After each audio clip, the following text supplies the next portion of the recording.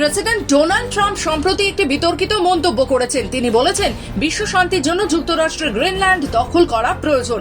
এই মন্তব্যের মাধ্যমে তিনি কৌশলগতভাবে ও খনিজ সমৃদ্ধ ডেনমার্কের এই আধা স্বায়ত্তশাসিত অঞ্চলকে যুক্তরাষ্ট্রের নিয়ন্ত্রণে নেওয়ার ইচ্ছে প্রকাশ করেছেন। তবে এই পরিকল্পনা নিয়ে বিভিন্ন মহলে উঠেছে প্রশ্ন এবং এর প্রভাব নিয়েও শুরু হয় আলোচনা। হোয়াইট হাউসে সাংবাদিকদের মুখোমুখি হয়ে ট্রাম্প জানান, আমরা যুক্তরাষ্ট্রের শান্তির বিষয়ে কথা বলছি না, আমরা বিশ্ব শান্তির কথা বলেছি, আমরা আন্তর্জাতিক নিরাপত্তার কথা বলছি। তাই এই মন্তব্যের পর ভাইস প্রেসিডেন্ট জেডি ভান্স এবং তার স্ত্রী উষা ভান্স গ্রিনল্যান্ডের একটি মার্কিন সামরিক ঘাঁটি পরিদর্শন করেন। তবে গ্রিনল্যান্ডের রাজনৈতিক নেতারা এই পরিকল্পনার বিরুদ্ধে কঠোর প্রতিক্রিয়া দিয়েছেন। গ্রিনল্যান্ডের উপর যুক্তরাষ্ট্রের এই দৃষ্টি আন্তর্জাতিক সম্পর্ক ও ভূ রাজনীতিতে নতুন প্রশ্ন তুলেছে। ডেনমার্ক ও গ্রিনল্যান্ডের সঙ্গে যুক্তরাষ্ট্রের সম্পর্কের ওপরও এর প্রভাব পড়তে পারে। তাই গ্রিনল্যান্ডের জনগণের ইচ্ছা ও সার্বভৌমত্ব রক্ষা করা গুরুত্বপূর্ণ।